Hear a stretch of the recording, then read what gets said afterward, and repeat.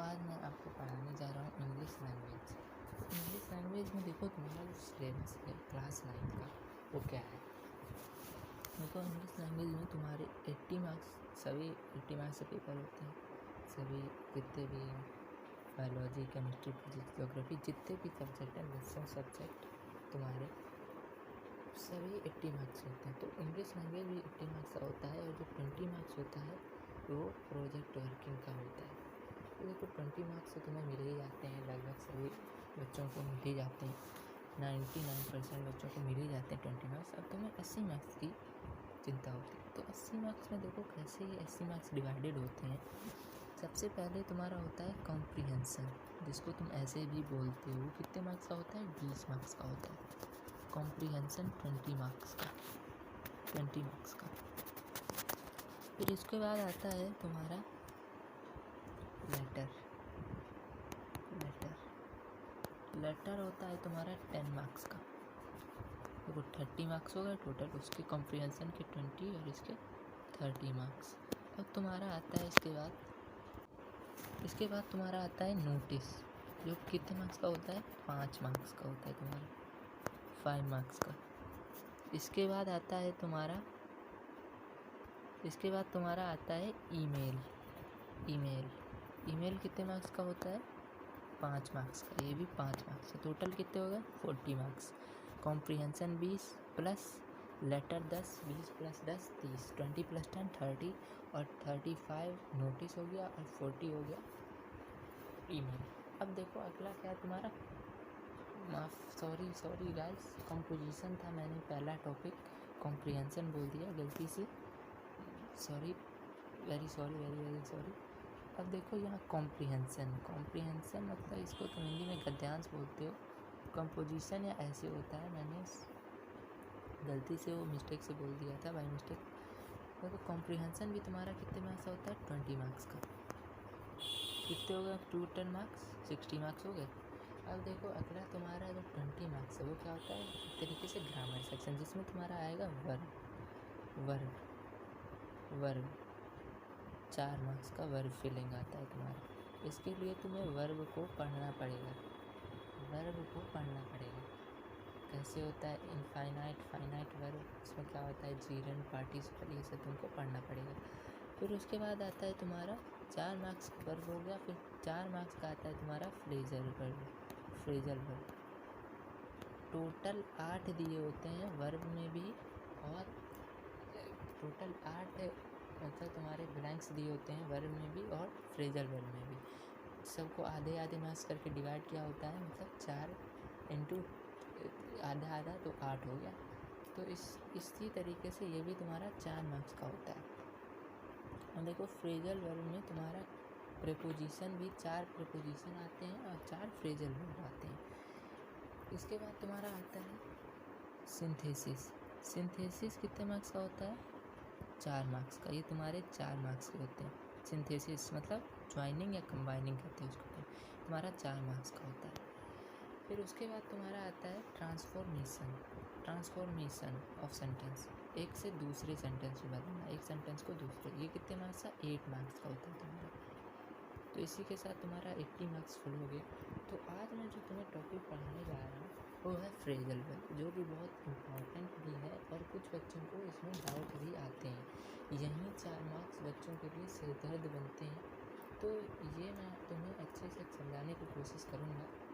तो आज हम पढ़ेंगे फ्रेजल वर्ब्स में 4 प्रीपोजिशन आते हैं और 4 फ्रेजल वर्ब आते हैं। तो मैं प्रीपोजिशन टॉपिक तुम्हें पहले कवर कराऊंगा। तो चलो देखते हैं प्रीपोजिशन क्या है। डेफिनेशन को बच्चों, a preposition is a word usually placed before a noun or a pronoun to show its relation to something else. Preposition को नाउन या प्रोनाउन के पहले यूज किया जाता है to show its relation to something else, कुछ बताने के लिए। जैसे मान लो example, the book is on the table. The book is on the table. The book is on the table. On the table. The book is on the table. अब देखो इसमें ऑन क्या है? ये प्रपोजिशन है। देखो ये नाउन और प्रोनाउन के पहले लगता है, नाउन और प्रोनाउन के जैसा कि मैंने बनाया। अब टेबल क्या है, एक नाउन है, टेबल जानते हो एक नाउन है, तो इन नाउन के पहले लगा है तो प्रीपोजिशन कुछ बताने की कोशिश कर रहा है कि बुक कहाँ है, टेबल पे रखी हुई है, the book is on the table. अब देखो दूसरा एग्जाम्पल इसी तरीके से देखो, he fell into the river, he fell into the river. अब देखो ये रिवर क्या है, नाउन है, तो अब देखो इसमें क्या होगा, he fell into the river, into क्या है, इसके पहले नाउन के पहले लगा हुआ प्रपोजिशन, तो ये इनटू क्या बता रहा है, वह नदी में गिर गया, वो नदी में गिर गया, तो ये कुछ बता रहा है नदी के बारे में कि वो नदी में गिर गया। फिर उसके बाद देखो अगला एग्जाम्पल देखो, she is fond of music, she is fond of music, she is fond of music, music क्या है इसमें, म्यूज़िक है नाउन, ऑफ क्या है, ऑफ इसके पहले लगा हुआ, नाउन के पहले, नाउन है प्रोनाउन के पहले प्रपोजिशन, ऑफ है प्रपोजिशन, तो फॉन्ड मतलब क्या होता है, शौकीन, तो म्यूज़िक की शौकीन है, तो ये ऑफ क्या बता रहा है, कुछ रिलेशन बता रहा है कि वो म्यूज़िक की शौकीन है। तो यही चीज़ें हैं। देखो अब देखो अब क्या है आगे, propositions of time, propositions of time कौन कौन से होते हैं, एट, इन एंड ऑन। अब देखो इनकी यूज़ कहाँ कहाँ होती है, एट कहाँ यूज होता है, सबसे पहले देखो at is used to indicate a point of time, एक पॉइंट ऑफ टाइम को, पॉइंट ऑफ टाइम को एक निश्चित टाइम को इंडिकेट करने के लिए। वैसे मान लो the train arrived at 8:15 AM, the train arrived at 8:15 AM, train arrived at 8:15 AM, 8:15 पे आई, तो एक निश्चित पॉइंट ऑफ टाइम बता रहा है, निश्चित टाइम बता रहा है कि इस समय पे आएगी, the train arrived at 8:15 AM, तो इसके साथ निश्चित समय के साथ क्या लगता है, एट लगता है। अब इसका दूसरा यूज़ भी देखो, we also use at to indicate a holiday period of 2 or 3 days, at कहाँ लगता है, to indicate a holiday period of 2 or 3 days, 2 और 3 दिन की छुट्टी भी हो तो उसमें भी एट लगा सकते हैं हम लोग। जैसे मान लो एट क्रिसमस, क्रिसमस छुट्टी होती है, उसी तरीके से एट द वीकेंड, वीकेंड 2 या 3 दिन से और ज़्यादा छुट्टी, एट वीकेंड 2 होती है, शनिवार रविवार, तो वही चीज़।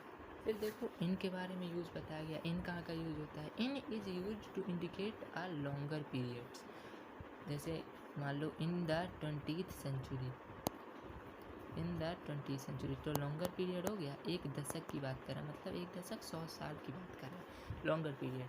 In the next days, in the next days, अब नेक्स्ट डेज तो बहुत होते हैं, कब आएगा next days, in the next few days. In summer, in summer गर्मी बहुत लंबी होती है, तो लॉन्गर पीरियड्स के लिए इनका यूज किया जाता है। इसका दूसरा यूज़ देखो, we also use in to indicate a part of the day, जैसे कि इन द आफ्टरनून, अब देखो आफ्टर